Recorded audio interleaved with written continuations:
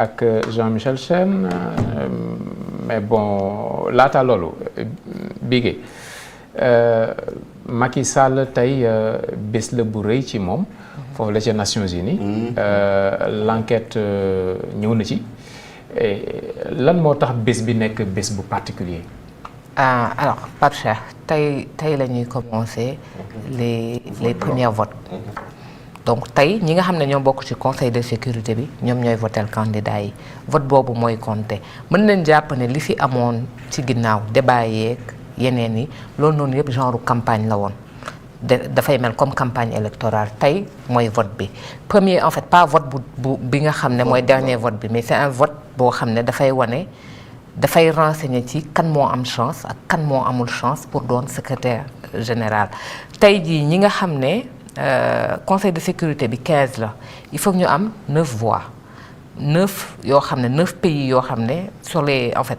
15 ambassadeurs lay doon il faut que mu am 9 ambassadeurs yu leen votel 9 ambassadeurs yooyu noonu dañ ci war a bokk ci ñoom 5 yoo xam ne ci conseil permanent bi la ñi bokk ci conseil permanent bi 5 wax nañ ko France la Chine États-Unis Russie ak Royaume-Uni ñoom ñooy conseil permanent ñooñu dañu am li ñuy wax droit de veto bu ñu nee tey par exemple yow mii nii sa candidature waruñu ko présenter ci assemblée bi mooy doo dem mais bu fekkee ne 5 yooyu noonu da nga ko war a am kenn rek bu la manqué ak soutien boo mënti am tey boo amoon 14 am benn droit de veto koo xam ne dafa teg vetoom ne moom d'accordul doo dem donc il est important pour chaque candidat nga am 5 yooyu noonu en plus après nag des pays yi nga xam ne ñoom ñooy les membres élus donc c'est assez déterminant vote bii nii fii la ñuy mën a nattee du débat yi keroog gis naa ay pourcentage ñuy wax diw am na lii diw am na lii mais c'était pas déterminant tey jii nii bu ñu defee vote yooyu noonu si la ñuy xam les réelles chances de chaque candidat ku ne fan la toll mais d'ici nag le 1er janvier non avant le vote parce que 1er janvier mooy prise de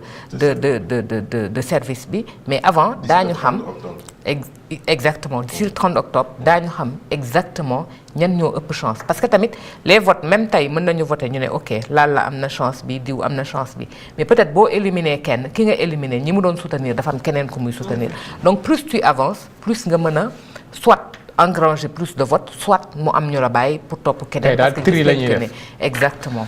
mais vote bi c'est un vote secret. c'est un vote secret mais ouais ça peut fuiter mais aussi c'est un vote secret ça peut fuiter mais au moins on pourra savoir dinañu mën a xam à la fin parce que loolu dinañ ko wax ñan ñoo ëpp chance. mais tey mën nañ bañ a am résultat yi. non mën nañu bañ a am résultat yi je pense pas ñu am résultat yi tey je sais pas trop mais gëwuma ko. Bachir. Bon, ce qu'il faut peut-être rajouter dans ce qu'elle dit, c'est pas que un pays va dire je vote Macky, je vote la dame, la ancienne présidente de Chili, la Bachelet. Non. C'est-à-dire, on va dire candidature de Bachelet. Le pays il dit favorable, défavorable ou neutre. ñoom loolu la en fait quoi. du ay voter au sens propre. genre parrainage la daal. Voilà. Léegi maintenant, on va dire candidature de Macky. Le pays va dire favorable, défavorable ou neutre. Maintenant, à la fin, on va dire Bachir, voilà, Macky a combien de favorables, combien de neutres, combien de défavorables. Luñ ci jublu ñoom ONU parce que en vérité luñ ci jublu mooy que les candidats se désistent d'eux-mêmes avant d'arriver au processus final. Mais maanaam bu dee Bachir am na 9 défavorables xam na ni gars yi du dem comme ça moom il se retire de la course avant. loolu lañ ci jublu quoi en fait. Donc plus on avance vers le processus plus on saura qui vraiment a les chances de remporter les élections. Le vote est supposé être secret. Mais Antonio Guterres, on avait vu que les choses avaient fuité. Donc il n'y a pas à exclure que mu am des fuites yu wane ni kii nangam. lobbying yi day metti. waaw lobbying day metti. Maintenant aujourd'hui comme elle dit il y a 15 membres. Les 5 permanents, 2 Africains, 2 Amérique latine, defe naa 2 Asie, je sais pas, ou 3 Européens. ñoom ñooy ku si nekk ñoom ñooy voté ndaxte lu ñu fi wër fii yëpp lu fi Macky Sall ñëw fii lu fi keneen dem feneen ak loolu yëpp c'était de l'entraînement ou maa ngi wane wu quoi maintenant nag lamb ji nag mu ngi soog a ubbi. dañ doon def ay bàkku quoi ay bàkku la woon rek. face à face yooyu lu ñu doon wax noonu voilà dañ doon challenge dañ doon show la ñu def noonu ONU loo xalaat ci ONU loolu yëpp c'est-à-dire que 15 pays ci àdduna bi ñooy tabb secrétaire général bi proposer ko assemblée générale bi valider ko. ok moo tax plus le processus avance à partir de maintenant. jusqu'au 30 octobre on saura. d'accord c'est là où les choses sérieuses commencent comme on dit. d'accord et Bachir. Azer moom dafa mel ne kabam leer na mu ngi ci feuille de route am fi mu nekk nii ñu ngi wax ne électrification moom électrification universelle lañ bëgg maanaam du ñu bàyyi benn ruq Sénégal boo xamante ni day lëndëm du am courant. waaw ñoom kon dépassé nañ coow li dafa mel ni. non bon xam nga l'accès universel à l'énergie c'est déjà un objectif fixé par les ODD.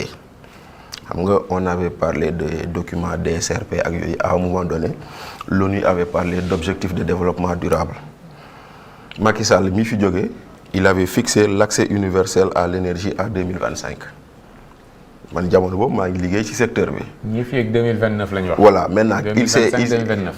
il s'est trouvé que entre-temps la Covid est passée par là il y a eu beaucoup de retard et tout.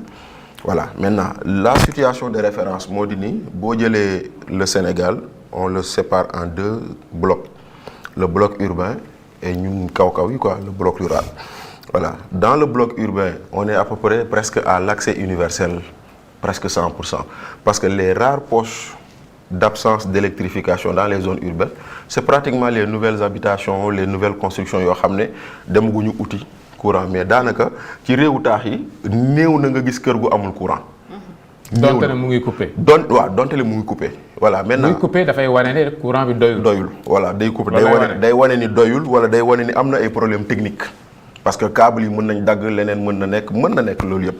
maintenant dans le monde rural on est à un taux d'accès à l'énergie qui est à peu près de 64%. mooy maanaam c'est pas mal man jàppoon naa yegul foofu. si on a quitté 20% pour arriver à 64%. ça veut dire quoi maanaam boo jëlee fukki nit yu nekk ci réewu taax yi juróom-benn yi am nañ courant mu des ñeent yi. Azer kon mu ngi liggéey. Azer mu ngi liggéey yeneen programme ñu ngi liggéey PUDC mu ngi liggéey Puma mu ngi liggéey Promoville mu ngi liggéey c'est un tout ñëpp a ngi liggéey pour que loolu mu mën a am. maintenant loolu mooy lu ñu wax ndaxte tey jii nii. biige bopp waruma gën man sénégalais mii nekk ci àll bi di fay courant di fay impôt yëpp sur tous les produits moom mu am de l'électricité subventionnée man chaque jour ma wax ni autant j'accepte que man mii nekk ci réew taax yi nii war naa am courant autant j'ai mal quand je pense que moi mon électricité est subventionnée par rapport aux Sénégalais qui n'en a pas.